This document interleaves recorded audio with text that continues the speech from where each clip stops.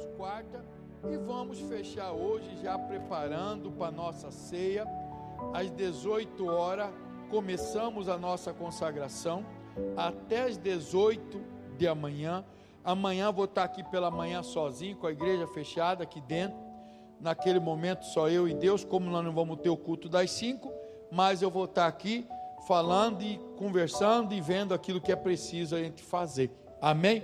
Mas hoje ele quer falar conosco primeiro lá em Mateus capítulo 20, versículo 25. Vamos lá. Mateus 20, 25. Pastor, por que mesmo vivendo a mudança, por que mesmo aceitado, convertido, por que ainda hoje Deus não opera? Por que ainda hoje Deus não responde a oração? Foi uma pergunta que alguém me fez hoje cedo. Eu falei para ela: assista o culto e depois do culto a gente senta e conversa. Aí depois do culto ela falou: pastor, não preciso ouvir mais nada, que a palavra já falou tudo. Então é mais ou menos assim. Amém? Então vamos lá. Mateus 20, 25, ele diz assim, ó: então Jesus, chamando-os para si, disse: bem sabeis que pelos príncipes dos gentios são estes dominados, e o que os grandes exercem autoridade sobre eles. Não será assim entre vós, mas todo aquele que quiser entre vós fazer-se grande, que seja o vosso serviçal. E qualquer que entre vós quiser ser o primeiro, que seja o vosso servo. Bem como o Filho do Homem não veio para ser servido, mas para servir e para dar a sua vida em resgate de muito. Então, presta atenção. Jesus chama os discípulos até ele, fala sobre a questão, porque os discípulos, como nos dias de hoje, a grande preocupação do ser humano, como era naquela época, é saber quem é mais do que o outro, quem é melhor do que o outro. Portanto, as pessoas se vangloriam muitas vezes do que tem, do que possui, para usar isso como instrumento para ser maior do que o outro. Só que o que Jesus está dizendo? Se vocês querem ser grandes, se vocês querem ser maior, a primeira condição é eu assumir o que é a condição de servo. E aí quando nós falamos assim: pastor, mas por que eu estou na igreja? Por que eu estou no evangelho há tanto tempo e as minhas orações não são atendidas? A Bíblia está dizendo aí: e dar-se a vida em resgate de muito.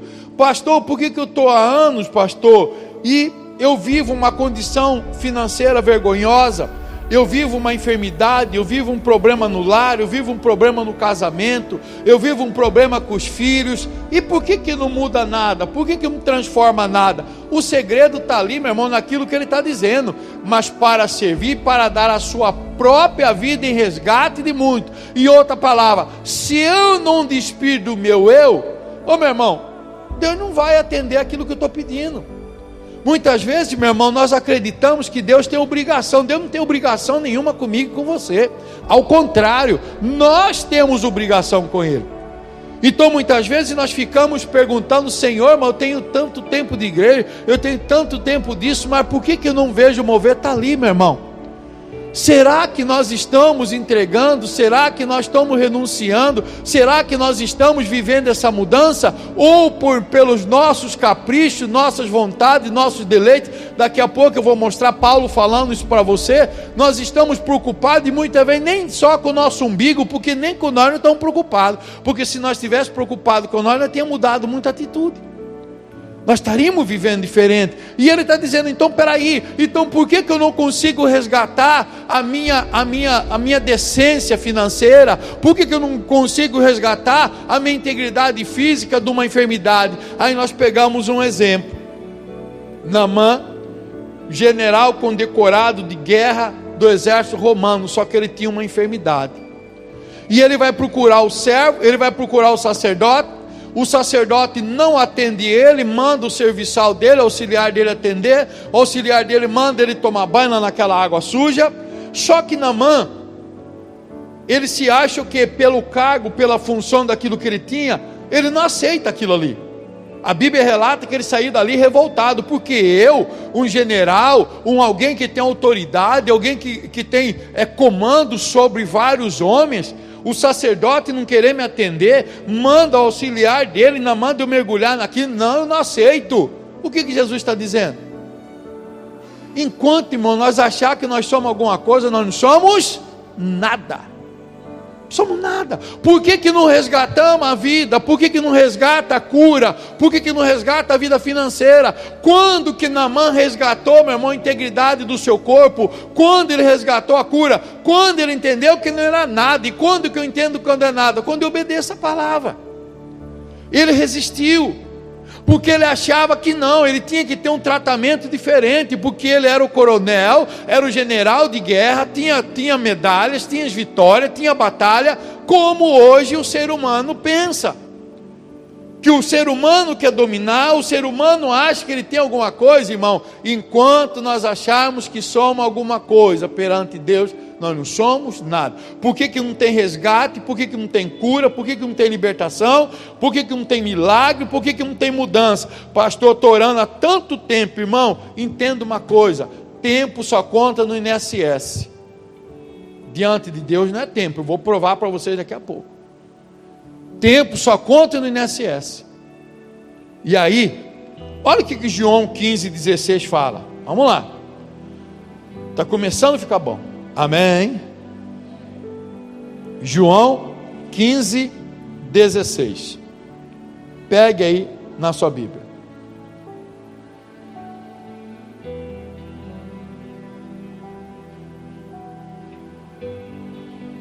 João 15,16. Então, peraí. Então Deus, Ele não me chamou para viver a mudança, para que eu possa ser maior ou melhor do que ninguém. Amém? Ele está dizendo: aquele que será maior é aquele que será servo. Quando Naamã despiu da sua autoridade, despiu da sua patente, despiu daquilo que ele achava que ele era, ele alcançou a cura. Então vamos lá, tem muita coisa que nós não estamos alcançando, por causa a culpa é nossa. E por que a culpa é nossa, pastor? O versículo 16, ele diz o seguinte: não me escolheste vós a mim, mas eu escolhi a vós, e vos nomeei para que vades e deis fruto, e o vosso fruto permaneça, a fim de que tudo quanto em meu nome pedires ao Pai, eu vos concedo. Então, peraí, o que Jesus está dizendo? Não foi nós que escolhemos, Ele nos escolheu. Ele nos separou para viver uma vida diferente, para viver uma mudança, uma transformação, e para que vá o quê? Dar fruto, mas fruto que permaneça. O que ele está dizendo? Então, peraí, o testemunho da nossa mudança de vida, o testemunho da nossa transformação, meu irmão, é para permanecer. Não é porque eu galguei algo, não é porque eu alcancei algo, não é porque eu prosperei, não é porque eu atingi isso, não é porque eu fui curado, não é porque eu libertei daquilo, meu irmão. Não! Aquilo que eu alcancei de testemunho, aquilo que levou o nome de Deus ser glorificado, eu preciso permanecer buscando e crescendo mais naquilo. E qual que é o grande problema nosso? Nós conquistamos o testemunho, nós conquistamos a cura, conquistamos aquilo, mas o problema nosso é o quê? É permanecer. Por que Jesus está falando para os discípulos? Se vocês querem ser o maior, vocês têm que ser apenas servo. Então o grande problema é que quando nós adquirimos a capacidade humana, quando nós adquirimos a condição humana, a primeira coisa, meu irmão, nós deixamos de permanecer. Nós retrocedemos, nós voltamos naquilo que Deus nos levou para viver a mudança, naquilo que Deus nos levou para viver a transformação. E ele continua dizendo aqui, ó, versículo 17: e isso vos mando, que vos ameis uns aos outros. Se o mundo vos aborrece, sabei que o primeiro do que a vós me aborreceu a mim. Então, o que ele está dizendo? Por que nós não permanecemos e paramos? Porque, meu irmão, nós estamos aborrecidos muitas vezes com aquilo que nós estamos vivendo. Porque, pastor, eu estou tanto ano na igreja, mas não recebo a cura. Você está aborrecido. Pastor, eu estou lutando tantos anos para prosperar, mas não prospera. Você está aborrecido. Eu estou tantos anos para mudar disso e naquilo. Você está aborrecido, irmão. Mais uma vez, não é o tempo de igreja. Por que Jesus está dizendo, o mundo te aborrece, mas eu fui aborrecido primeiro? Mas por que mesmo ele sendo aborrecido, ele venceu? Porque, meu irmão, ele desceu como um cordeiro mudo para o matadouro. Ele não deixou o aborrecimento fazer parar. E muitas vezes, irmão, o problema do crente não é pecado, o problema do crente não é adultério, não é vício, é aborrecimento. E muitas vezes até com Deus, daquilo que não conquistou. Deus eu oro, Deus eu jejuo, eu faço tudo isso, e cadê? Não tem resposta. E nós estamos vivendo aborrecimento. Só que o que Jesus está dizendo para mim e para você, lá em Mateus, assuma a condição de servo. Por que o aborrecimento do mundo está nos parando? Porque nós não assumimos a condição de servo. Se eu assumir a condição de servo, que é a condição dele, meu irmão, o aborrecimento do mundo vai me fazer parar?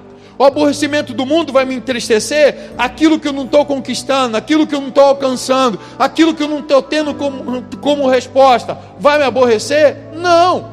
Por que nós vivemos chateados, vivemos aborrecidos com as coisas que não conquistamos, com a coisa que não estamos vivendo? Por isso que a nossa vida não vai para frente. Aonde que Satanás está trabalhando? Na chateação. Hoje, veio uma pessoa aqui de manhã, e eu atendi essa pessoa, num culto no lar que nós fomos. Só que essa pessoa, ela não é da nossa igreja, é de uma outra igreja. E quando nós fomos na casa dessa irmã, estava essa pessoa lá, essa irmã estava lá. E depois que eu falei acerca de perdão, coisa e tal, acabou o culto no lar. Aí a irmã falou assim: pastor, a minha amiga ali quer falar com o senhor pode falar? Posso. Quando eu comecei a conversar com ela, falei para ela que o problema dela era mágoa, ressentimento, coisa e tal. Amém. Eu orei, o demônio manifestou, pronto, libertou. Pronto. Hoje, quando eu vou entrar aqui, quem que está aqui no culto? A mesma irmã, com a irmã da nossa igreja, e agora está com a irmã e a filha. Pastor, no final do culto eu vou conversar. O senhor pode falar comigo? Foi, posso. Quando eu converso com ela, por que a irmã está voltando de novo aqui? E agora com os demônios 7 vezes pior, que agora deu mais trabalho para libertar. Aborrecimento. Ela não adulterou, ela não pecou, mas o mesmo aborrecimento ela permitiu entrar no coração dela. E o mesmo demônio falou assim: eu sou aquele que estava do lado da cama dela e eu voltei. Só que agora eu e mais uns tanto aqui. E por quê? Ali, irmão, ela adulterou desse dia para cá? Ela prostituiu? Não, irmão, aborrecimento. Aí depois que eu orei, libertou, eu falei: pastor, agora eu estou liberto. Eu falei: você está liberto do demônio, agora eu dou aborrecimento. É a senhora que vai me falar. A senhora que vai me falar. Falei: porque se a senhora aborrecer de novo, a senhora vai vir pela terceira vez. A senhora vai dar mais trabalho para mim ainda. Porque agora foi 7 vezes 7 e agora vai vir mais 7 pior. Então vai ser mais complicado. Agora eu pergunto, irmão, se o próprio Jesus está dizendo que ele já nos mostrou o motivo de ser aborrecido e ele venceu a morte, porque ele não permitiu que o aborrecimento fizesse ele parar. Mas quando o aborrecimento não faz eu e você parar? Quando nós assumimos a condição de servo, de obedecer, de entender quem somos nós. Nada a não ser servo. Não é isso que Jesus está falando lá em Mateus? Não é isso que Jesus está falando lá para os discípulos? Só que aí, olha o que Paulo fala em Romanos 13, 11. Vamos lá. Romanos 13, 11. Isso é sério, irmão. E nós estamos vivendo isso aqui, ó. Nós estamos vivendo isso aqui. Porque não temos oração atendida. Porque não está havendo uma mudança, uma transformação. Paulo está explicando para os romanos e está explicando para nós hoje aqui também. Ele diz aqui, ó, Romanos capítulo 13, versículo 11.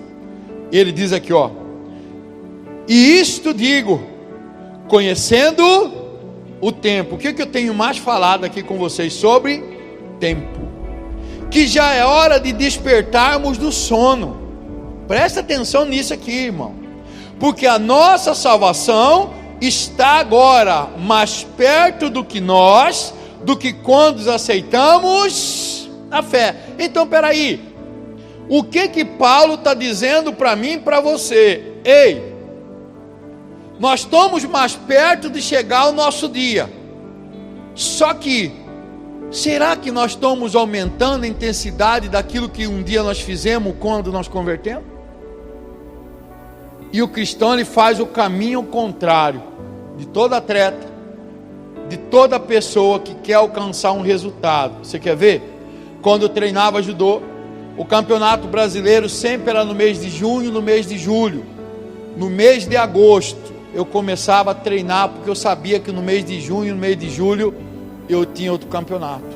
Chegava de janeiro em diante, e eu ia correr, e eu ia, se tivesse oportunidade de fazer natação, ia fazer. Na época na ETF tinha natação, nós fazia natação, porque a partir do mês de janeiro, além da resistência física, eu precisava resistência de fôlego, porque é 5 minutos no tatame que parece uma eternidade. Então, quanto mais eu aproximava do campeonato, eu esforçava mais. Agora eu pergunto: mais perto de nós do que quando aceitamos a fé, será que nós continuamos na mesma intensidade de buscar, de orar, de jejuar, de consagrar, de estudar a palavra de quando nós começamos?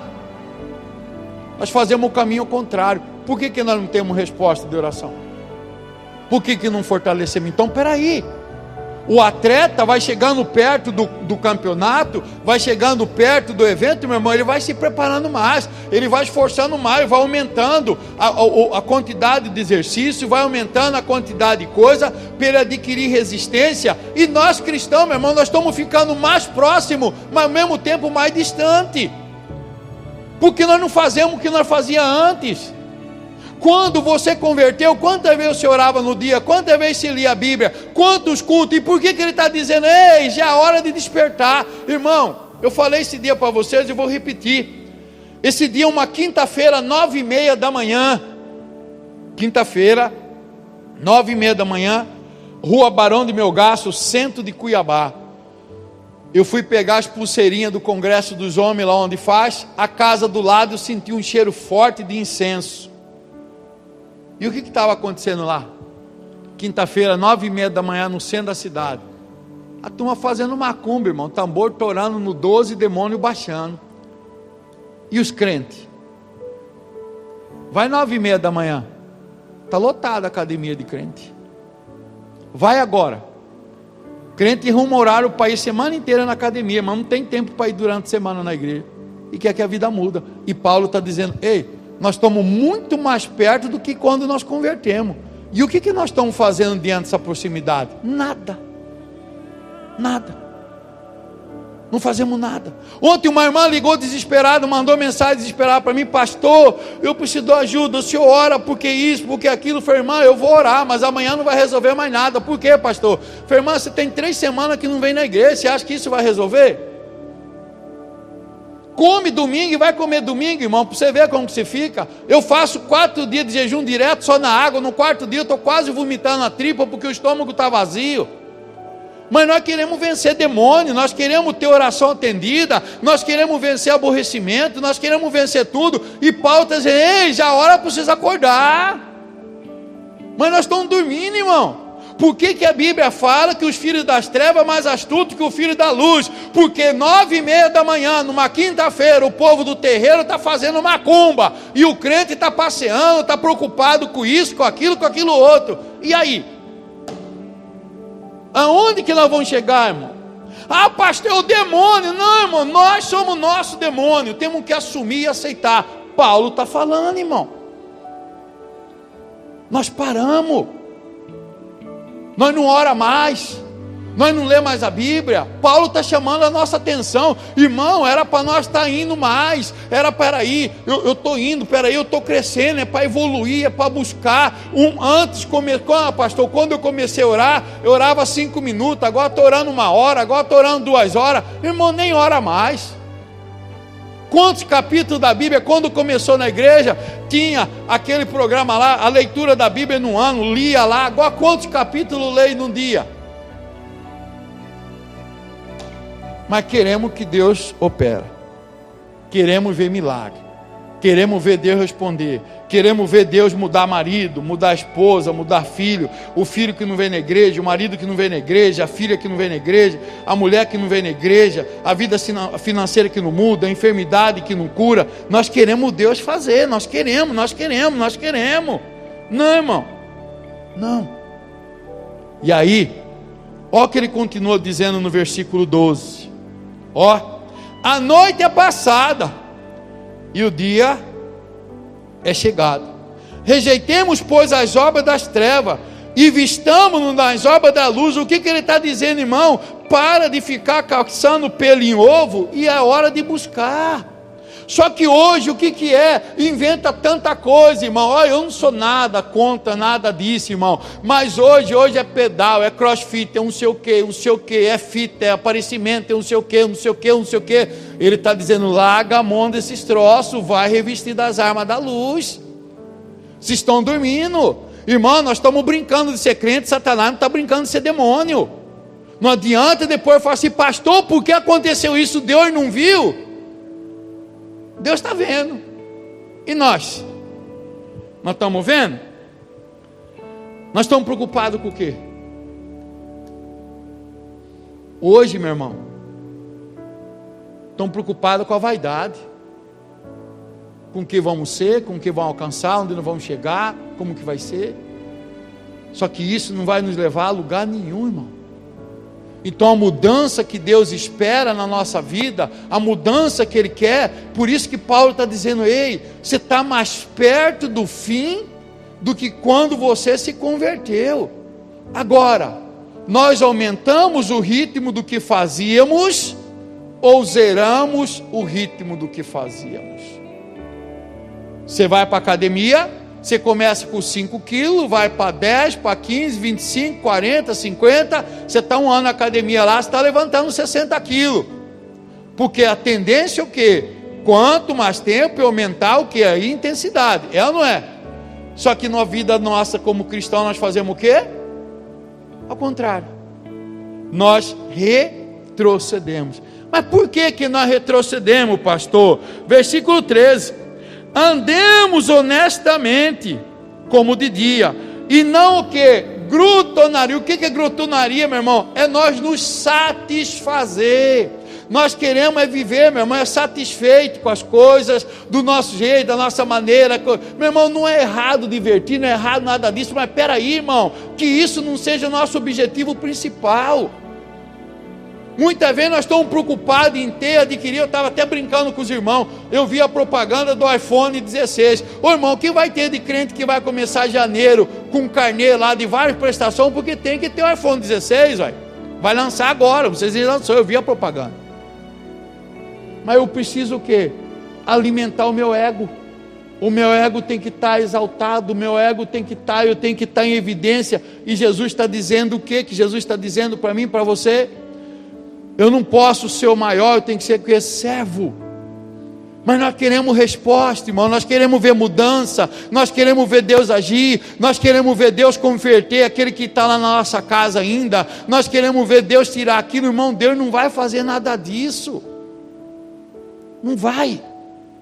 Deus não é brinquedo, Deus não é marionete, não, nós achar que vai fazer igual um joystick que vai para lá e para cá, não, meu irmão. Ele diz aqui, ó, nem bebedeira, nem desonestidade, nem dissolução, nem contenda e nem inveja. Ele está dizendo, irmão, tudo isso aqui, irmão, só está te distanciando, só está diminuindo o teu ritmo, só está levando para fora. Agora, a solução é essa aqui, ó, versículo 14, coloca aí, qual que é a solução?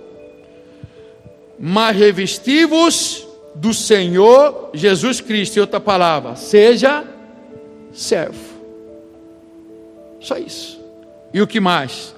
E não tenhais cuidado da carne em suas concupiscências. Coloca na Bíblia Viva para ficar mais bonitinho para nós. Põe na Bíblia Viva. Mas revesti-vos do Senhor Jesus Cristo E não façam planos para deleitar-se nos desejos da natureza humana. Olha lá, ó. É o contrário de revestir do Senhor Jesus Cristo.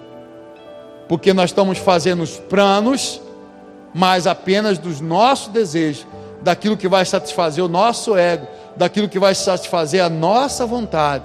Só que Paulo está dizendo, cuidado, porque hoje vocês estão mais perto do que antes. Hoje vocês estão aproximando mais do que antes. Hoje vocês estão chegando mais do que antes, irmão. Entenda o seguinte, Jesus sabia que o ministério dele era 3 anos, e 3 dias ele ia ressuscitar. Assim mesmo ele foi servo. E eu e você? Será que nós estaremos domingo aqui na Santa Ceia? Será? Será que nós vamos participar da última ceia do ano? Será, meu irmão, que nós vamos estar na comemoração do Natal esse ano? Será que nós vamos estar? E presta atenção, Jesus mesmo sabendo do tempo que ele tinha, ele manteve-se servo. A Bíblia diz que ele desfez de toda a autoridade, de toda a excelência de majestade de ser Deus em forma de homem. Por isso que Paulo está dizendo, revistam-se do que ele foi, e não façam um plano apenas para deleitar os seus desejos, porque senão, meu irmão, não vamos chegar a lugar nenhum. Não vamos chegar. E se nós pararmos de preocupar e prestar atenção, será que nós não estamos correndo atrás do vento, só atrás daquilo que vai satisfazer o nosso desejo? Será? Por que Deus muitas vezes não tem ouvido? Por que Deus muitas vezes não tem movido? Por que muitas vezes nós não estamos vivendo aquilo que gostaríamos de viver? Nós estamos correndo atrás de quê, irmão? Só que Paulo está dizendo, irmão, Jesus está dizendo lá atrás em Mateus, essa mudança minha e sua tem que ser o quê? Revestido do Senhor. Nós precisamos revestir do Senhor. Eu tenho que estudar, eu tenho que prosperar, eu tenho que adquirir, eu tenho tudo isso. Só que a Bíblia diz, buscai o meu reino e a minha justiça em primeiro lugar. Em que lugar Deus está na nossa vida? Em que lugar os planos de Deus estão em nossa vida? Em que lugar nós estamos fazendo a vontade de Deus na nossa vida? Ou estamos apenas fazendo os planos para deleitar o nosso desejo da natureza humana? Porque somos humanos. Somos humanos. Então que nós possamos refletir. Estamos mais perto do que nunca. E qual a intensidade que nós estamos preparando para esse dia? Amém? Porque lá atrás, quanto mais perto do campeonato, mais eu dedicava para o campeonato. E na nossa vida de cristão, será que nós estamos dedicando? Será que nós estamos empenhando? Quando entramos na igreja, muitos de vocês tinham aquele plano de leitura, ler a Bíblia em 1 ano. Quem fez isso? Quem fez isso? Né? Muitas vezes era 2 capítulos no dia, 1 capítulo no dia, dependendo do capítulo. Agora pergunto, e hoje? Ou nós precisamos ter uma tabelinha daquela, ou nós precisamos estar o pastor falando para nós poder fazer? Quantos dias da semana nós temos jejuado? Ou quantos dias no mês? Quantos dias? Mas nós queremos ver Deus fazer. E essa irmã que veio hoje, irmão, pela 2ª vez, eu falei para ela, irmã, tira tudo isso, viva o que a palavra te ensinou. E ela disse uma coisa, irmão, pastor, quando eu estava orando nessa madrugada, Deus me mandou vir aqui, porque aqui eu tirei a resposta. E ela não é do nosso ministério. Ela não é do nosso ministério. Então, meu irmão, entenda uma coisa. Se eu e você não entender que é chegado o tempo, e Paulo está dizendo, acorda. Sabe por quê? Um dia eu fui no enterro, lá no hospital, lá no cemitério do Despraiado. Irmão, eu nunca vi tanto trabalho de macumba como naquele cemitério. Lá tinha uma catatumba aberta, aonde um pai de santo ficou 7 dias deitado junto com o defunto lá em jejum. Irmão, dentro da catatumba com o defunto. Eu vi a catatumba aberta e o cara lá, o vigia, falou: 7 dias ele estava deitado junto com o defunto na catatumba de jejum. Para quê? Porque ele queria que o espírito mais forte descesse nele. Amém? E nós? O que nós estamos fazendo para que o espírito mais forte venha agir na nossa vida? O que nós estamos fazendo? E lembrando, nós estamos mais perto, só que com ritmo diferente. Na nossa vida de crescimento financeiro, na nossa vida de crescimento profissional, quanto nós avançamos mais, nós vamos o que? Buscando aperfeiçoar mais. Amém? Nós queremos mais resultado, não vamos buscando mais. Só que na nossa vida espiritual é o contrário. E o que vai contar? A vida espiritual ou a vida profissional? Alô? O que vai contar? Amém? Vamos levantar, vamos orar, que domingo tem mais. Em nome